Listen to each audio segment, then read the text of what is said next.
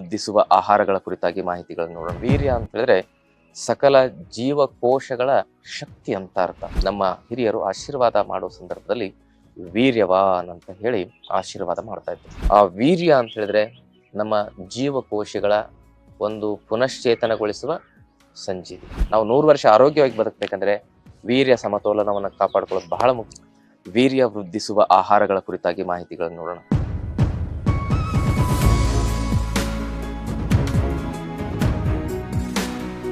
ಜನಸಾಮಾನ್ಯರಲ್ಲಿ ಬಹಳ ಮುಖ್ಯವಾಗಿ ವೀರ್ಯ ಅಂದ ತಕ್ಷಣ ಕೇವಲ ಒಂದೇ ಒಂದು ಉದ್ದೇಶಕ್ಕಾಗಿ ಅದರ ಒಂದು ವಿಚಾರಗಳನ್ನು ನಾವು ಮಾಡ್ತೇವೆ.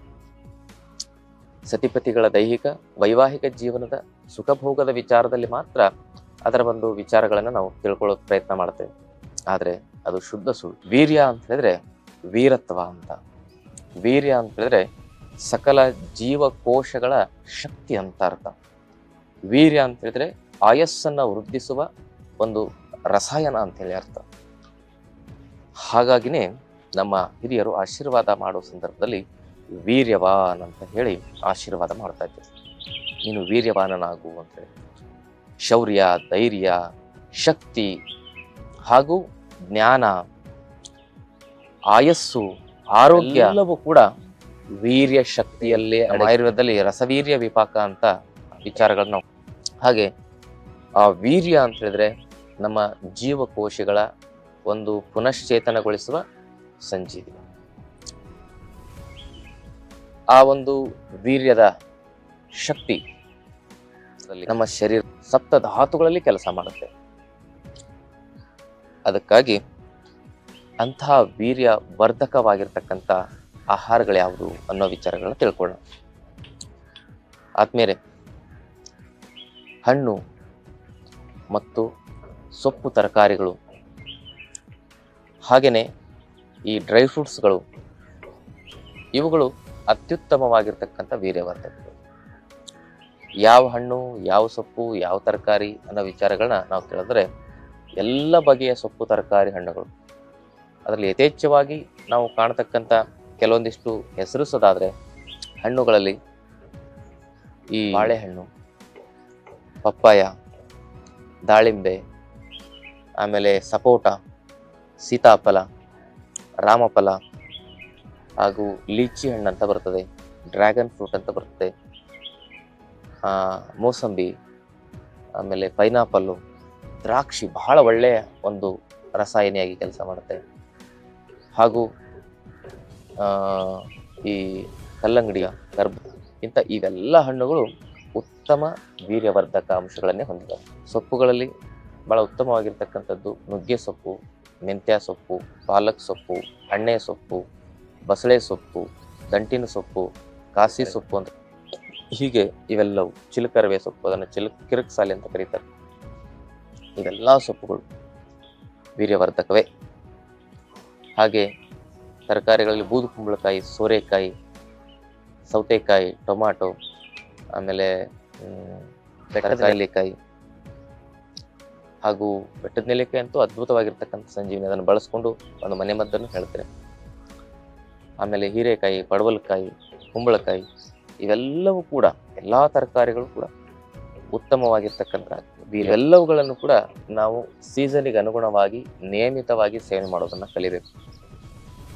ಹಾಗೆಯೇ ಡ್ರೈ ಫ್ರೂಟ್ಸ್ಗಳಲ್ಲಿ ಬಾದಾಮಿ, ಅಕ್ರೋಟು, ವಾಲ್ನಟ್ಟು, ಆಮೇಲೆ ಅಕ್ರೋಟ್ ಅಂದರೆ ವಾಲ್ನಟ್ಟು, ಆಮೇಲೆ ಈ ಅಂಜೀರ, ಹೀಗೆ ಇವೆಲ್ಲವುಗಳು ಕೂಡ ವೀರ್ಯವರ್ಧಕ. ಇವುಗಳನ್ನು ಹೇಗೆ ಸೇವನೆ ಮಾಡಬೇಕಂದ್ರೆ ನೆನೆಸಿ ಸೇವನೆ ಮಾಡಬೇಕು. ಡ್ರೈ ಫ್ರೂಟ್ಸ್ಗಳನ್ನ ನೆನೆಸಿ ಸೇವನೆ ಮಾಡೋದು.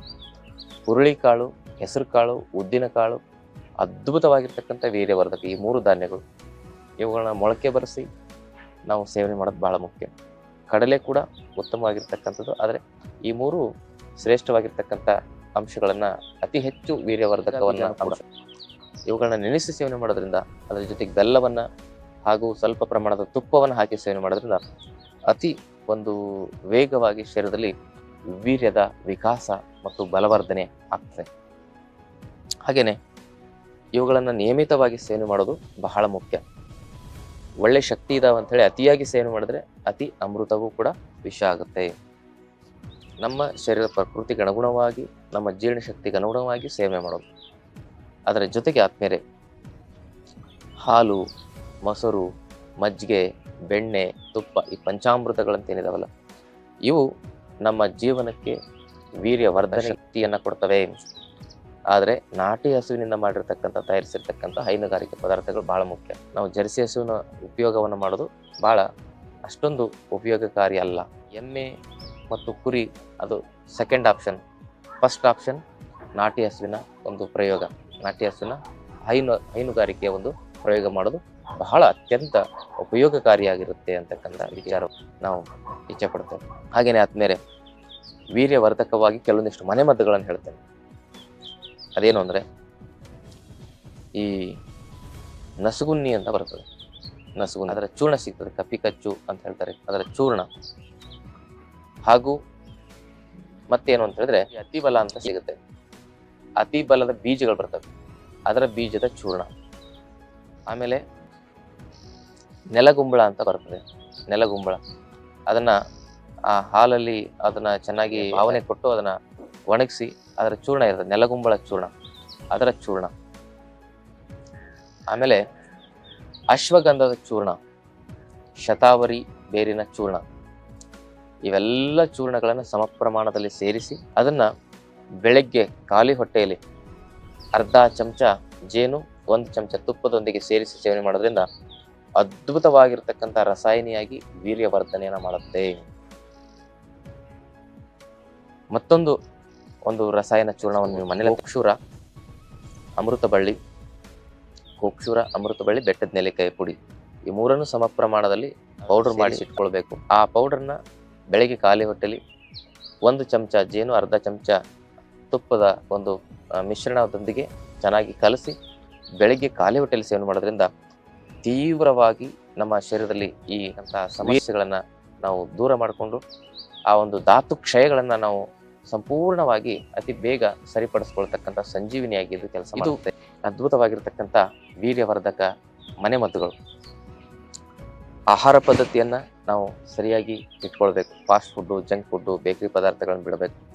ಬೀಡಿ, ಸಿಗರೇಟು, ಸರಾಯಿ, ಗುಟ್ಕಾ, ತಂಬಾಕು ಇಂಥ ದುಶ್ಚಟಗಳನ್ನು ಬಿಟ್ಟು ಹಾಗೂ ಯೋಗ, ಪ್ರಾಣಾಯಾಮದ ಒಂದು ಅಭ್ಯಾಸವನ್ನು ಮಾಡ್ತಾ ಇಂಥ ಮನೆಮದ್ದುಗಳನ್ನು, ಆಹಾರ ಪದ್ಧತಿಯನ್ನು ಸರಿಯಾಗಿ ರೂಢಿಸ್ಕೊಂಡ್ರೆ ನಾವು ವೀರ್ಯ ಕ್ಷಯವಾಗದ ರೀತಿಯಲ್ಲಿ ಆರೋಗ್ಯಪೂರ್ಣವಾಗಿ ಬದುಕಬಹುದು ಅಂತಕ್ಕಂಥ ಮಾತನ್ನು ಹೇಳ್ತಾ, ಆದ್ಮೇಲೆ ವೀರ್ಯ ಚೆನ್ನಾಗಿ ಕೆಲಸ ಮಾಡಬೇಕು, ಕಿಡ್ನಿ ಚೆನ್ನಾಗಿ ಕೆಲಸ ಮಾಡಬೇಕು, ಮೆದುಳು ಚೆನ್ನಾಗಿ ಕೆಲಸ ಮಾಡಬೇಕು, ಶ್ವಾಸಕೋಶ ಚೆನ್ನಾಗಿ ಕೆಲಸ ಮಾಡ್ಬೇಕಂತ ಇವೆಲ್ಲ ವೈಟಲ್ ಆರ್ಗನ್ಸ್ಗಳು ಅಂತ ಕರೀತಾರೆ.